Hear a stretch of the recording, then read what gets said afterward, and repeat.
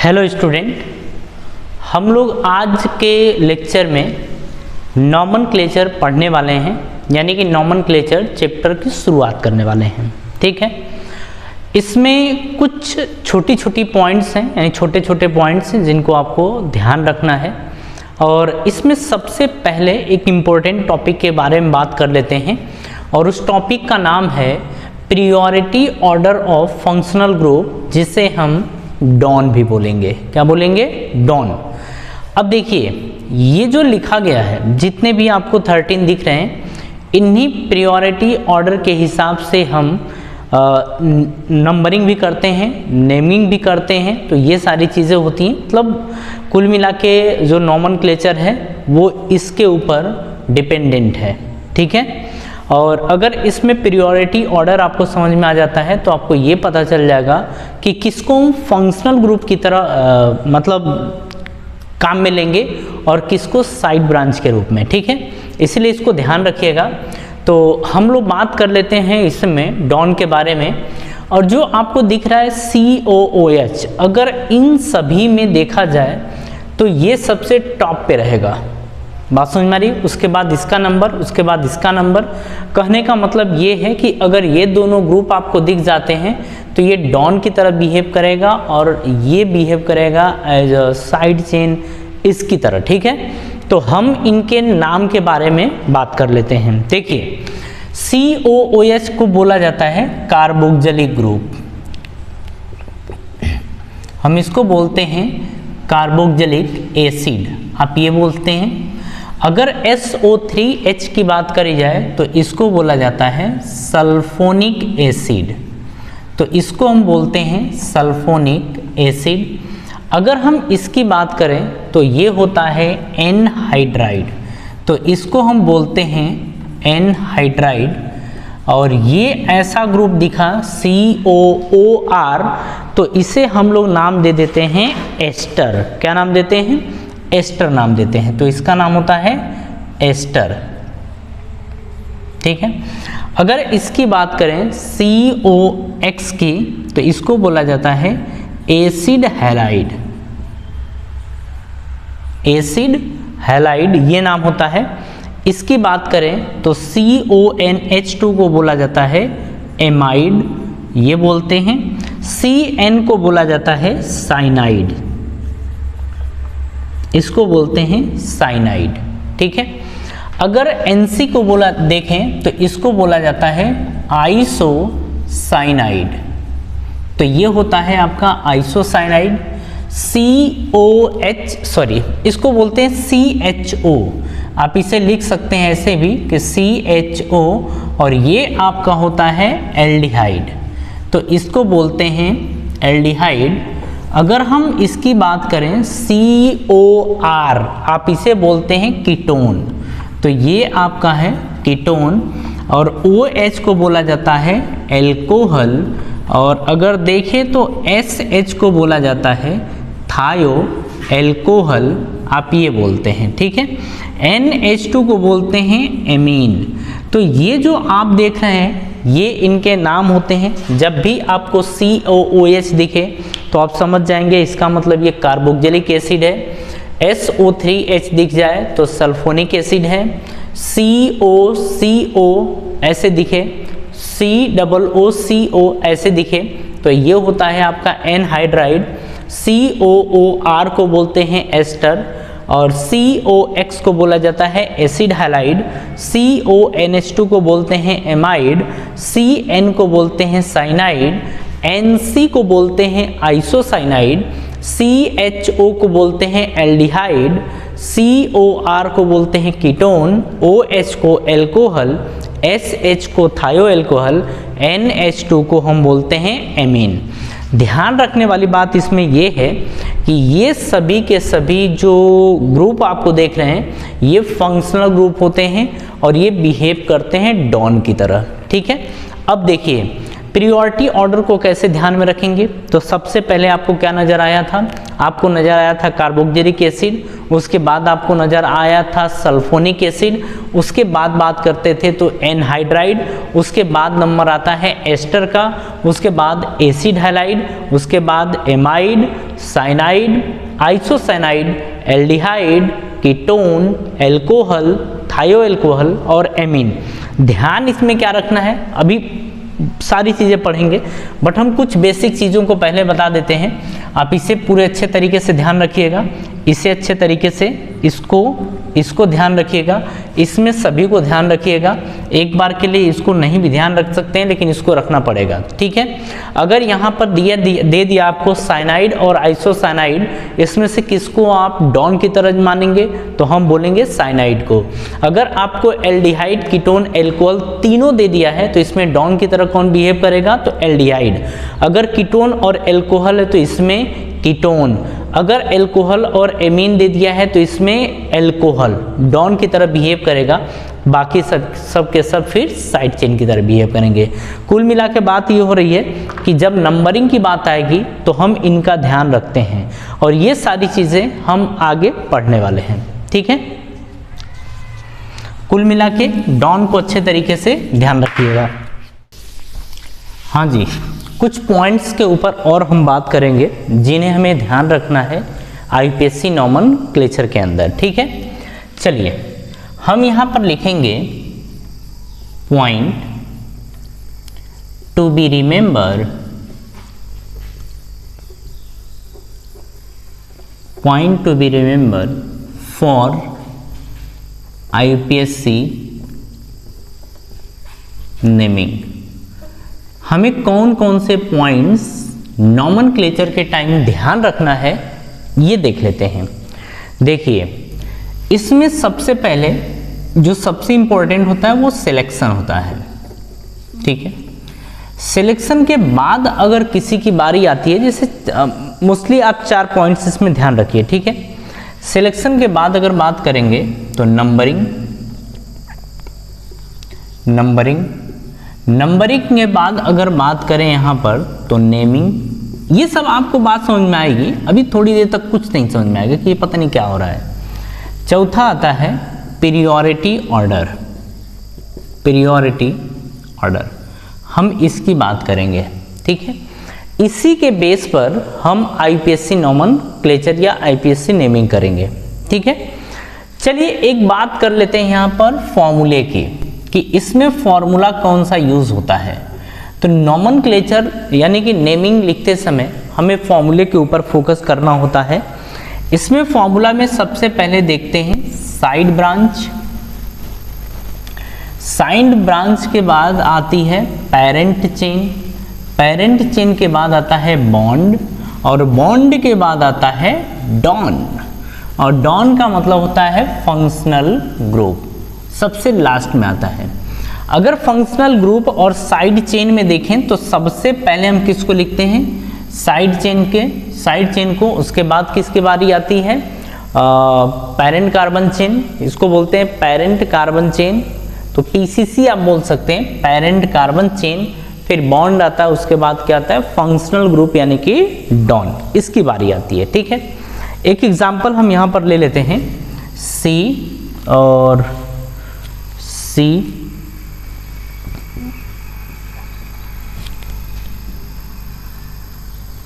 फिर OH आपने ये ले लिया, ठीक है। यहाँ पर आपने NH2 ले लिया। अभी बस इतना ही रहने देते हैं, अभी सब कुछ लिखते नहीं है कि कितने बॉन्ड बनेगा, क्या होगा क्या नहीं होगा, ये सब अभी नहीं। अभी नॉर्मल जो बोर्ड के ऊपर दिख रहा है उसको आप देखिए। अगर हम लोग यहाँ पर बात करें तो एक हिस्सा तो आपको देखने में लग रहा है ये वाला, बट हम सबसे पहले देखिए मतलब जब भी इस तरीके की चीज़ें आती हैं उसमें क्या क्या दिख रहा है उसके बारे में बात कर लेते हैं। NH2 की बात करें तो NH2 आपको क्या दिख रहा है, एक फंक्शनल ग्रुप है, तो ये है फंक्शनल ग्रुप, ठीक है। तो फंक्शनल ग्रुप एक ये रहा। अगर हम इसकी बात करें तो ये आपका क्या होता है, तो इसको हम बोलते हैं बॉन्ड, क्या बोलते हैं बॉन्ड बोलते हैं, ठीक है। अगर हम इसकी बात करें जो इसको आप देख रहे हैं ये भी आपका फंक्शनल ग्रुप है, क्या है ये भी आपका फंक्शनल ग्रुप है। तो कितने फंक्शनल ग्रुप आपको दिख रहे हैं? 2 फंक्शनल ग्रुप देख रहे हैं। अब प्रॉब्लम यहाँ पर ये है कि इसको प्रायोरिटी में रखें कि इसको, मतलब किसके अकॉर्डिंग हम नंबरिंग करें या नाम किसके अकॉर्डिंग लिखें, क्या NH2 के अकॉर्डिंग या COOH के अकॉर्डिंग। तो यहाँ पर बात आती है कि जब भी 2 या 2 से अधिक फंक्शनल ग्रुप आ जाते हैं, अरे ऐसे समझिए 1 से अधिक अगर फंक्शनल ग्रुप आ गए तो 1 से अधिक वाले केस में क्या होता है कि एक तो डॉन की तरह बिहेव करता है, और जब एक डॉन की तरह बिहेव करता है तो दूसरा अपने आप साइड चेन की तरह बिहेव करने लगता है। किसकी तरह? साइड चेन की तरह बिहेव करने लगता है। अब यहाँ पर समझिए कि हम क्या बात कर रहे हैं। हम इसमें अब इसके बाद एक नोट लिख लें, है ना, नोट लिख लें ताकि सारी चीज़ें क्लियर हो जाएं। तो ये सब वीडियो पॉज करके लिख लीजिए सब कुछ, और उसके बाद एरो लगाइए और एरो लगा के लिखिए। लिखेंगे प्रायोरिटी ऑर्डर के हिसाब से, प्रायोरिटी ऑर्डर के हिसाब से। अब इन दोनों की बात कर रहे हैं, थोड़ी देर रुक जाइए, इन दोनों की बात कर रहे हैं। तो अगर आपको ध्यान हो तो सबसे पहले क्या होता था? कार्बोक्सिलिक एसिड, यानी कि ये डॉन की तरह बिहेव करेगा। किसकी तरह? डॉन की तरह बिहेव करेगा।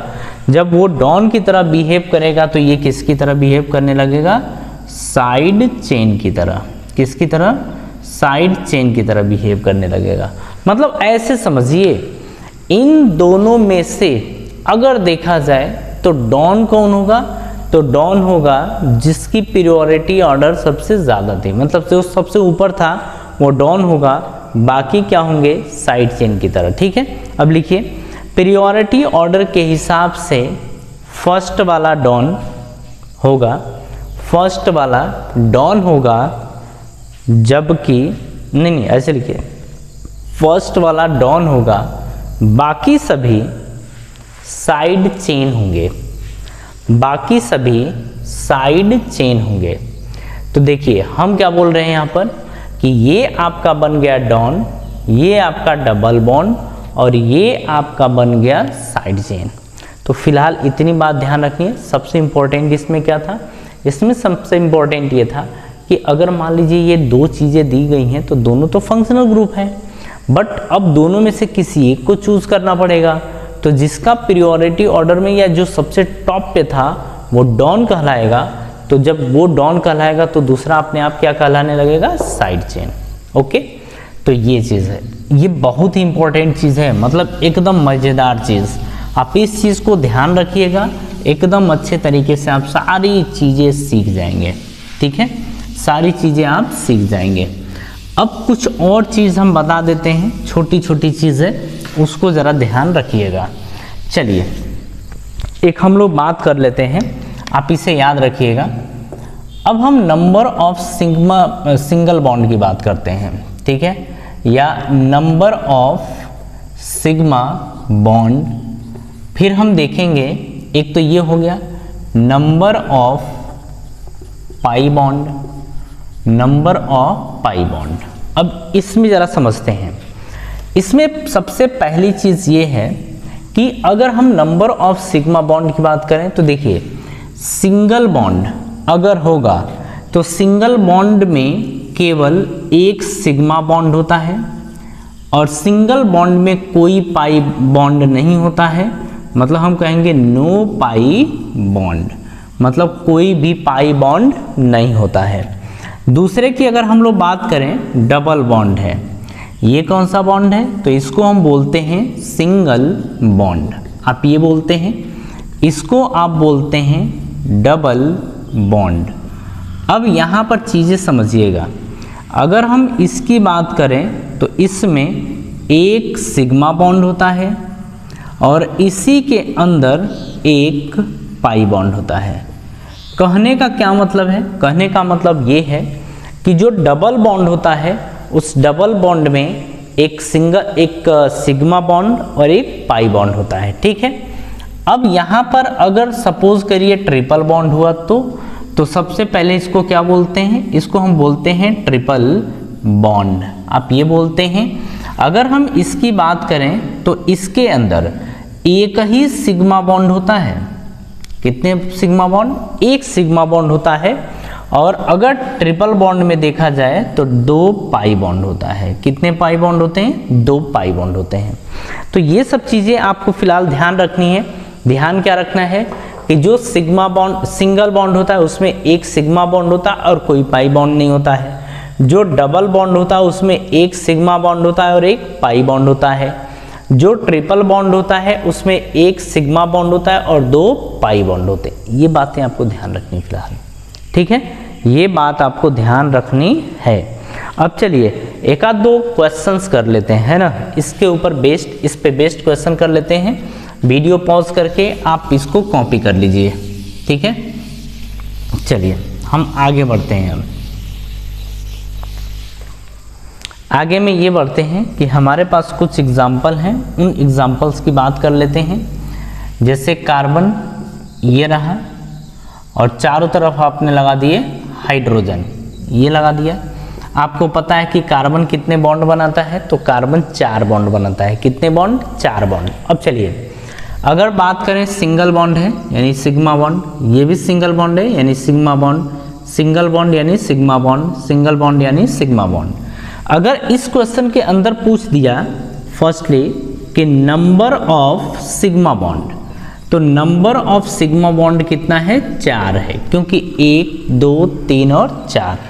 अगर आपसे पूछ दिया कि नंबर ऑफ पाई बॉन्ड बताइए, तो नंबर ऑफ पाई बॉन्ड क्या होगा? 0। क्या होगा नंबर ऑफ पाई बॉन्ड? 0। बात समझ में आ रही है? चलिए कुछ क्वेश्चंस और हम लोग उठा लेते हैं यहीं पर, डबल बॉन्ड, ट्रिपल बॉन्ड, ऐसे ऐसे करके। तो चलिए देखते हैं आगे।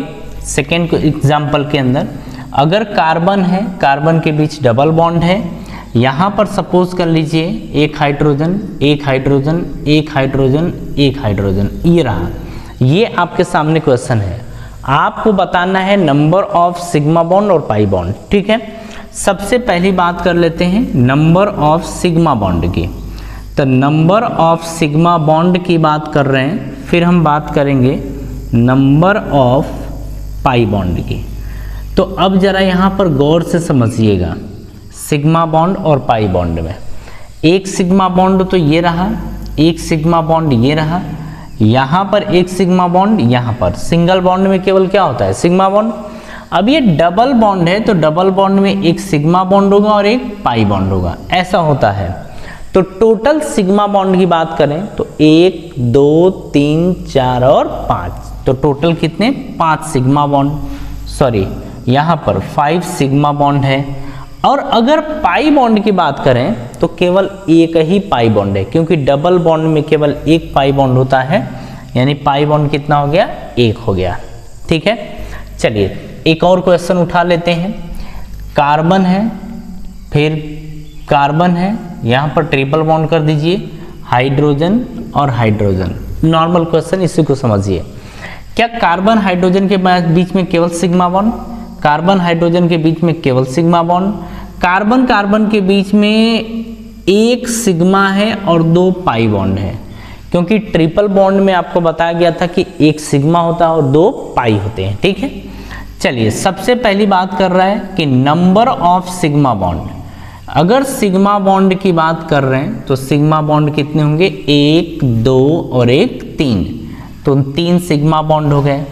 अगर हम लोग नंबर ऑफ पाई बॉन्ड की बात करें तो नंबर ऑफ पाई बॉन्ड आपका कितना चला गया है? 2, क्योंकि ट्रिपल बॉन्ड में कितने पाई बॉन्ड होते हैं? तो 2 पाई बॉन्ड होते हैं और 1 सिग्मा बॉन्ड होता है। बात समझ में आ रही है?